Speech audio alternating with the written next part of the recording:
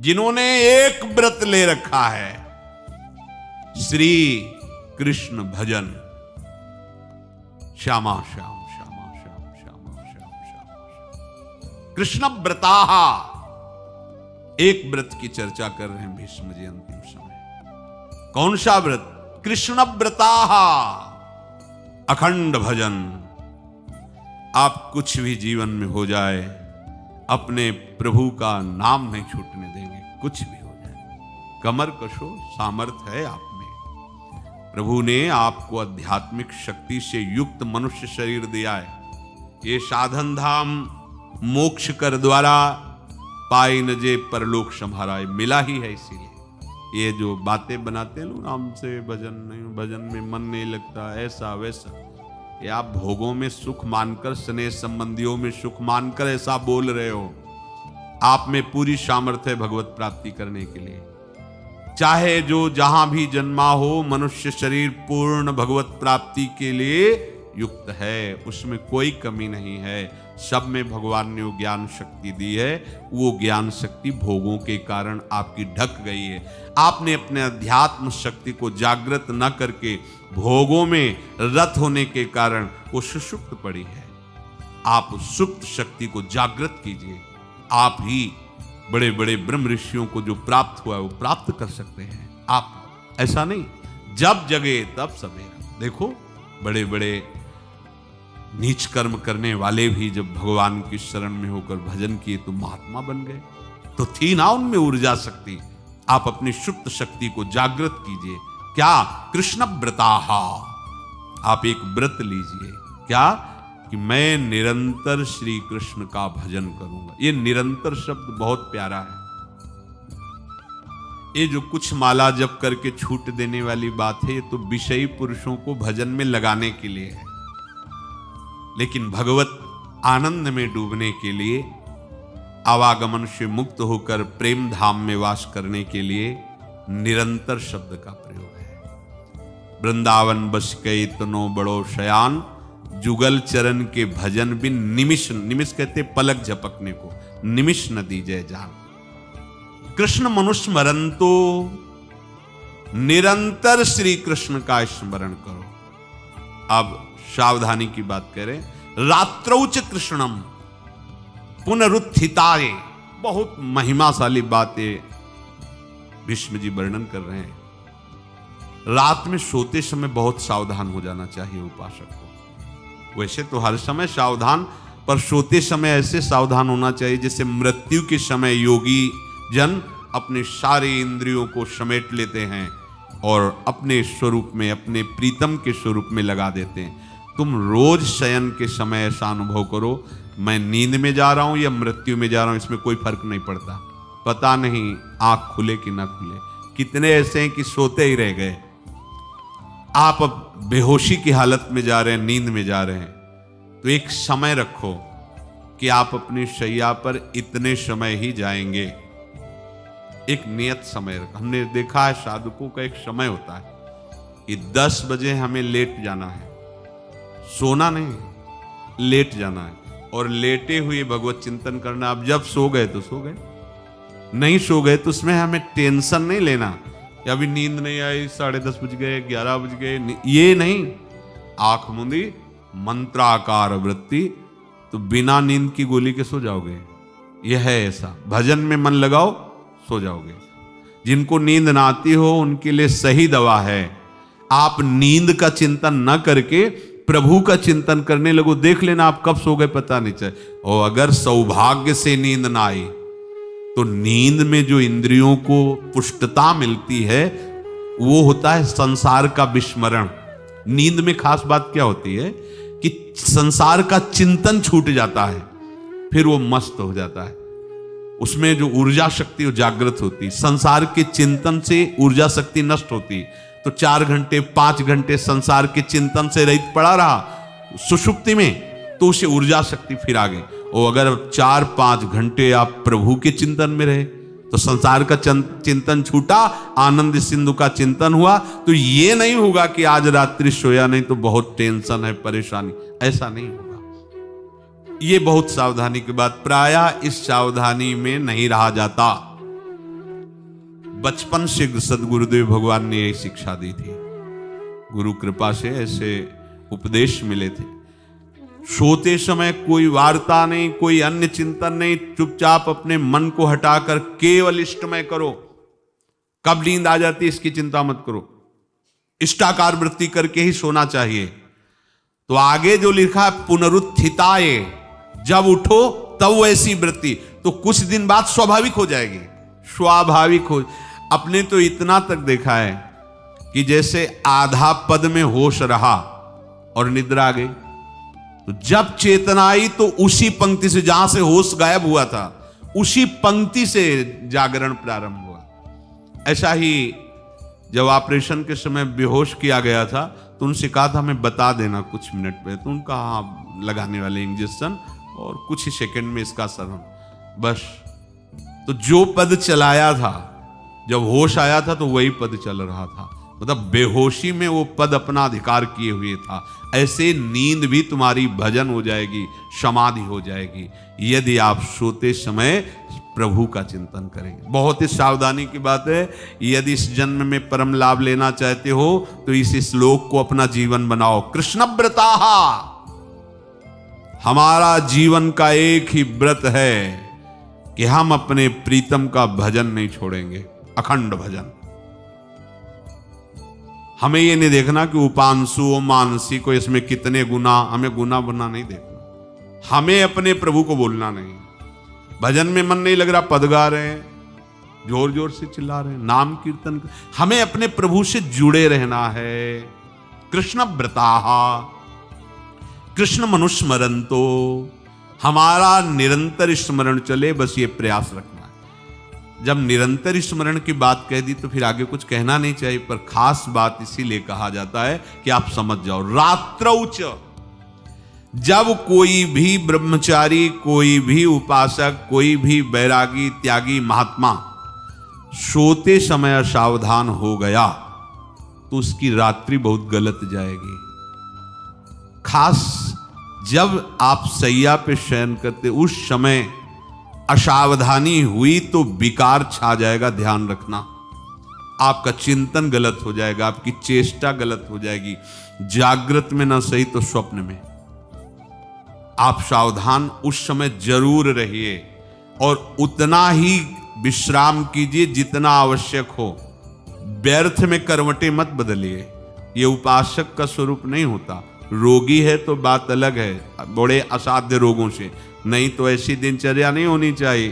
कै बजे? 3:30, अभी आधा घंटा तो है, फिर कमर ओढ़ लिए, ये साधक का नहीं होता। उचित समय, जो मान लो 4 घंटा विश्राम का, तो अब ये नींद का विषय आओ या ना हो, हम तुम्हारे लिए पुष्प बिछा के नहीं बैठेंगे कि आ जाओ आ जाओ आ जाओ। नहीं आई तो अब ये नहीं गया, अब इतने समय नहीं आई थी, अब 4 बजे उठने के समय कैसे नहीं, ये फेंका। उसमें विचार नहीं किए, पहले फेंको और सैया से नीचे उतरो, भूमि को प्रणाम करो, आगे बात नहीं। वो फिर आपको ऐसा होता है 10 मिनट में तो कोई बात नहीं, 10 वो पार कर देगा, घंटा दो। रात्रौ च कृष्णम पुनरुत्थिताय, ये नियम लीजिए। सोते समय आप बिल्कुल मृत्यु दशा की स्थिति लाइए, जैसे मरने वाला नहीं होता, सब जगह से मन हटाकर। और सच्ची है, पता नहीं आंख खुले कि ना खुले, ये बड़ा धोखे का जीवन है। ये ऐसे हजारों लोग सोए और सोते ही रह गए। हमको धोखे में नहीं रहना।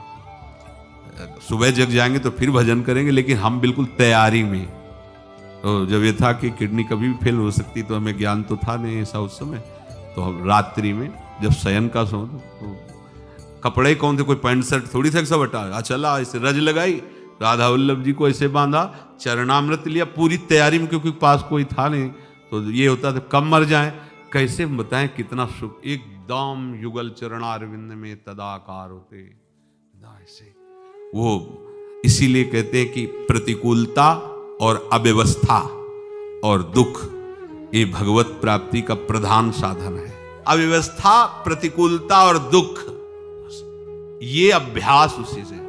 जब शाम के शयन करते तो पहले वृंदावन को प्रणाम करके और ऐसे भावना में प्रिया प्रिया कहते कि जैसे भी आपके हैं, अगर शरीर छूट जाता है रात्रि में तो आप धोखा ना करना, आप बुला लेना अपने। और कैसे बताओ उस समय कैसे भाव होते थे, कोई पास नहीं, कोई सुविधा नहीं, 1 रुपया नहीं, तो एकदम दैन्यता, एकदम कितना सुख मिलता, वो एकदम केवल भगवद आश्रित।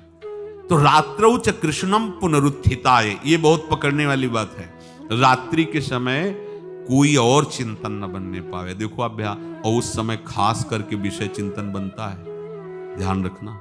दिन भर लड़ते रहोगे इंद्रियों से, और जब आप शयन के समय जाओगे तब वो अवसर ढूंढेंगी और आपको विषयों में फंसाने की चेष्टा करेंगी। कोई क्रिया या पूर्व में कोई क्रिया या कोई दृश्य या कोई बात अगर कहीं मोबाइल से मित्रता है और बगल में रखा है तो भूल जाओ, रात्रौ च कृष्णम पुनरुत्थिताचे। जब तक नींद नहीं आती तब तक फिर वो ऐसी सामग्री डाल देगा कि वो बर्बाद हो जाओगे। साधक मान लो, हमारी प्रार्थना मान लो, हम मानते हैं कि आज के समय में यंत्र का बहुत बड़ा प्रभाव है। अब यंत्र का प्रभाव देख लीजिए, यही छाती पे मोबाइल होगा, यही धड़कन के साथ वो घंटी बजे और कुछ नहीं। ऐसा भगवान का खेल रचा है। और इसमें सबसे खतरनाक बात है कि आप जो चाहो देख सकते हो, जहां चाहो, जैसे विश्व की पूरी बात, पूरा विश्वात्मा है, ये विश्वात्मा स्वरूप है, सर्च करो देख। अब अगर साधक सावधान नहीं है तो समाज में तो ऐसे कट गया। अब एकांत में जब शयन के समय गया, उस समय मन आपको फंसाने की चेष्टा। प्रार्थना है अगर आपके पास मोबाइल हो तो एक उसका समय रखो। अगर आपको ऐसा लगता है कि कोई परिस्थिति आ जाए, हम स्विच ऑफ किए हैं, तो एक और मोड कहते हैं, कोई फ्लाइट मोड दो, क्या मोड में लगा दो, सीधे मत रखो, मोड में लगा दूर रख दो। आप अपने चित्त को प्रभु में जोड़िए। रात्रि के समय मोबाइल का प्रयोग मत कीजिए। मान लीजिए रात्रौ च कृष्णम पुनरुत्थिताय, सुबह उठते ही आपको कुछ चिंतन नहीं करना। सबसे पहले उठते ही, यदि आपके अभ्यास में आ गया तो ऐसा ही होगा, नहीं तो आपको पहले सदगुरुदेव भगवान का प्रणाम नमस्कार और कुछ भक्तों का, और फिर नाम जप, भले 5 मिनट ही करो, अपने आराध्य देव का सुमिरन, फिर अपनी दिनचर्या करो। ते कृष्ण देहा प्रवशन्ति कृष्ण माज्यम यथा मंत्र हुतम हुताशे। वो ऐसे श्री कृष्ण रूप होकर श्री कृष्ण में हो जाते हैं जैसे मंत्र पढ़कर हवन किया हुआ घी अग्निमय हो जाता है। ऐसे ही यदि आप निरंतर प्रभु के चरणारविंद का आश्रय लेकर उनका भजन करोगे और रात को पवित्र रखो, दिन तो समाज में कटेगा। आपका एकांत पवित्र होना चाहिए, जरूर इस बात पर ध्यान दीजिए। आपका एकांत पवित्र होना चाहिए। एकांत में मन अधकचरे साधकों पर शासन करके उनको भ्रष्ट करने की पूरी ताकत लगाता है। आप मन को सहयोग मत कीजिए, मन को डराइए, ऐसे कोई आचरण मत कीजिए, नहीं तो क्या होगा, ये सब ऐसे ही लगेगा, फिर वो आनंद नहीं। जब तक भगवदा आनंद नहीं, निज सुख बिन मन होई की थीरा, अगर आपको हृदय में भगवदा आनंद नहीं मिला ना, तो ये सब बातें केवल रह जाएंगी, होंगे बुरे आचरण ही, आचरण आपके बुरे ही होंगे, देख लेना। इसलिए सावधान। सुबह उठते समय ये आप नित्य अभ्यास कीजिए। सबसे पहले चेतना आने पर गुरुदेव भगवान को प्रणाम करें। मेरा जीवन उनके आदेश से ही उनके आराध्य देव में लगेगा, हमारे आराध्य देव नहीं। अभी तो हमें ये देखना है कि गुरुदेव के आराध्य देव वही देंगे हमें प्रिया प्रीतम, तब हमारे हृदय में अपनापन होगा। गुरुदेव की कृपा के बिना ये आराध्य देव रीझने वाले नहीं हैं। चाहे जितना तुम चाहे बना के साधन करो, ना पाई है बिन स्वामी या अकेले, वो श्री कृष्ण स्वरूप हो जाता है। जो दुखों से भीत होकर नरक से बचने के लिए, संसार रूपी समुद्र से बचने के लिए, भयंकर विकारों की ज्वाला से बचने के लिए जिनका आश्रय ले लेता है तो सब बच जाता है। ऐसे श्री कृष्ण को नमस्कार करता हूं। प्राण कांतार पाथेयम संसारोच्छेद भेषजम दुख शोक परित्राणम हरिरीत्यक्षरद्वयम्। हरि, ये दो अक्षर दुर्गम पथ में संकट के समान, प्राणों के लिए राह खर्च के समान। अर्थात संसार की राह में चलते हुए भी आपको कभी दुख नहीं भोगना पड़ेगा यदि आप हरि हरि हरि ऐसा उच्चारण करोगे। संसार रूपी रोग से छुटकारा दिलाने के लिए महाऔषधि के तुल्य ये हरि, समस्त दुख शोकों से उद्धार करने के लिए ये हरि। विद्या और तपस्या जिनके द्वारा प्रकाशित होती है, मैं वाणी रूपी पुष्प से ऐसे श्री कृष्ण का पूजन किया। भीष्म जी, मेरे परम प्रीतम श्री कृष्ण, मैं मन से आपको वरण किया हुआ हूं। ये वाणी रूपी पुष्प आपके चरणों में समर्पित करता हूं। अब मेरा अंतिम समय है। मेरी बुद्धि अब तक कुंवारी रही है, किसी का वरण नहीं किया, अब इसे स्वीकार कर लो। भीष्म जी अपनी बुद्धि रूपी कुंवारी को श्री कृष्ण रूपी वर के चरणों में समर्पित करते हैं और जोर से उच्चारण किया, नमः श्री कृष्णाय। वाणी बंद, प्राण छोड़ दिए। ये महाभागवत की अंतिम गति। बड़े बड़े योगी पुरुष जिनका यत्न करके अंतिम समय स्मरण करना चाहते हैं, समस्त महात्माओं ने देखा, उन श्री कृष्ण को देखते देखते भीष्म जी ने अपने जीवन का परम फल प्राप्त किया। अर्थात उनको देखते देखते प्राण छूट गए। भीष्म जी का बोलना बंद हो गया। वहां बैठे हुए बड़े बड़े महर्षियों के आंखों में आंसू आ गए और सबने गदगद कंठ से भीष्म जी की भूरी भूरी प्रशंसा की। सबने भीष्म जी की बड़ी सराहना की कि ऐसी दशा अंतिम समय में भगवान जिसके सामने हो और भगवान की स्तुति करते हुए पधारे। पुरुषोत्तम प्रभु श्री कृष्ण जी मंद मुस्कुराते हुए अर्थात भीष्म को अपने परमानंद का दान करते वापस आ गए। ये हैं प्रभु श्री कृष्ण।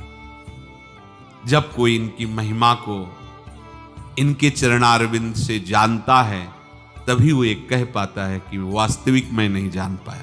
यही जानता है जो ये जानता है कि मैं जान गया, वो जान नहीं पाया, और जो जानता है वो यही जान पाया कि मैं जान नहीं पाया।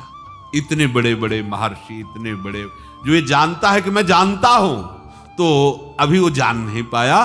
और जो ये कहता है कि उनकी कृपा से जाना पर पार नहीं पाया, मैं जान नहीं पाया, वही असली में उनको जानता है, क्योंकि अपार और अगाध महिमा इन प्रभु श्री कृष्ण की। तो प्रभु स्वयं कह रहे कि मेरे जो जन्म कर्म है वो दिव्य है, ऐसा जो मानता है वो त्यक्त्वा देहम पुनर्जन्म नैति मामेति स्वअर्जुन। हे अर्जुन, वो शरीर छोड़कर फिर पुनः शरीर को धारण नहीं करता।